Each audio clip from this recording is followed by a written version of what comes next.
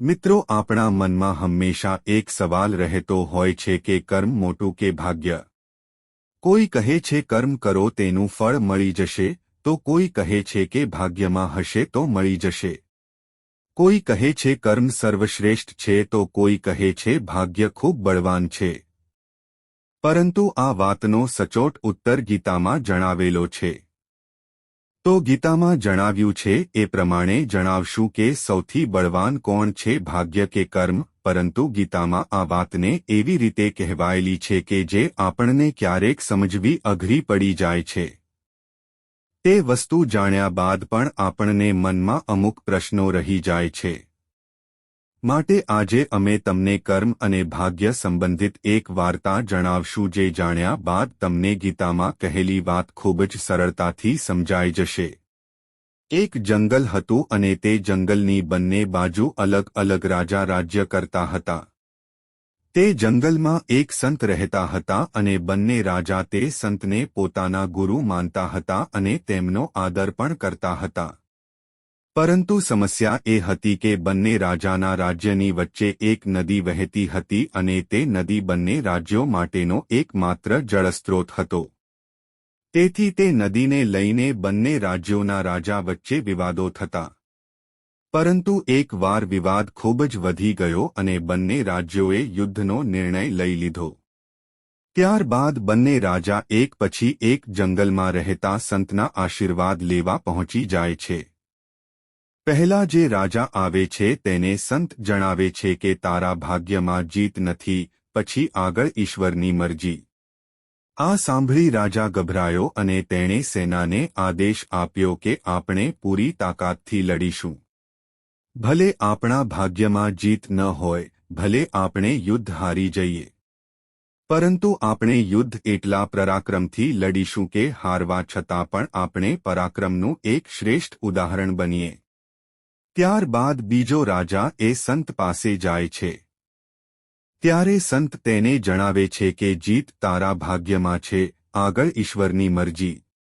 આ સાંભળી તે રાજા ખૂબ જ ખુશ થઈ જાય છે. વિચારે છે કે ભાગ્યમાં જ જીત છે તો પછી ગભરાવું શું? ત્યારબાદ બંને રાજા વચ્ચે યુદ્ધ થાય છે અને પહેલો રાજા અને તેની સેના ખૂબ તાકાતથી લડે છે. જ્યારે બીજો રાજા ગફલતમાં જ લડે છે કે ગમે એ થાય જીત તો મારા જ ભાગ્યમાં છે. તેના મગજમાં ભાગ્યની વાત એટલી ઘર કરી બેઠી કે યુદ્ધમાં તેના ઘોડાની નાળ નીકળી ગઈ છે તેનું પણ તેને ભાન ન રહ્યું અને ઘોડો થોડી વાર બાદ લંગડાવવા લાગ્યો અને રાજા પડી ગયો.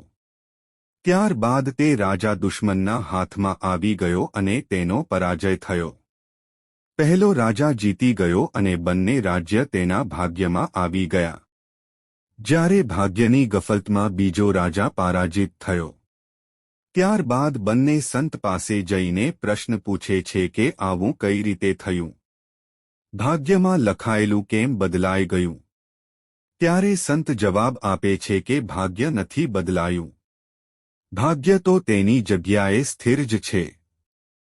માત્ર તમે લોકો બદલાઈ ગયા.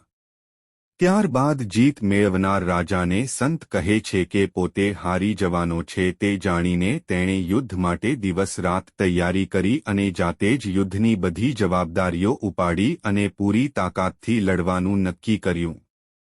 જ્યારે પરાજિત રાજાને સંત કહે છે કે તેણે ભાગ્યમાં જીત છે એવું જાણીને યુદ્ધ જીત્યા પહેલા જ તે ઉત્સવ મનાવવા લાગ્યો. એટલો ખુશ થઈ ગયો કે તેના ઘોડાની નાળનો પણ ખ્યાલ ન રહ્યો. તે તારું વ્યક્તિત્વ જ બદલી નાખ્યું. તે પરિસ્થિતિમાં ભાગ્ય બિચારું શું કરે? આ વાત પરથી આપણને એ શીખ મળે છે કે ભાગ્યનું લખાણ કર્મનું ચુંબક હોય ત્યાં ખેંચાય છે. તેથી આપણા કર્મોનું પરિણામ જ આપણું ભાગ્ય રચે છે. આપણે અનુકૂળ કર્મ કરીને ભાગ્યને આપણી બાજુ ખેંચી શકીએ છીએ. આપણા કર્મોનું પરિણામ જ ભાગ્ય છે. અનુકૂળ કર્મ કરીને ભાગ્યને આપણી બાજુ ખેંચી શકીએ છીએ. જ્યારે ભાગ્યના ભરોસે બેસીને કર્મો છોડી દઈએ તો પરાજય અને દુઃખ સિવાય બીજું કંઈ નથી મળતું. ગીતામાં પણ આ જ વાત કહેવાઈ છે. ગીતાના બીજા અધ્યાયના 47માં શ્લોકમાં ભગવાન જણાવે છે કે કર્મ પર તારો અધિકાર છે, ફળ પર નહીં. માટે ફળની ચિંતા કર્યા વગર કર્મ કરતા રહો. મિત્રો, અહીં એક વાત તો સાબિત થઈ ગઈ કે કર્મથી મોટું ક્યારે આપણું ભાગ્ય ન બની શકે. આપણું ભાગ્ય ગમે એટલું સારું હોય પણ આપણે તેના માટે કોઈ કર્મ જ ન કરીએ તો તે વ્યર્થ જાય છે. જો આપણે હંમેશા કર્મ કરતા રહીએ તો ભાગ્યને પણ ખેંચાઈને આપણી પાસે આવવું પડે છે. આ વાત પર તમારો શું અભિપ્રાય છે? કર્મ મોટું કે ભાગ્ય? કોમેન્ટ કરીને તમારો કિંમતી અભિપ્રાય જરૂર જણાવજો. જય શ્રી કૃષ્ણ.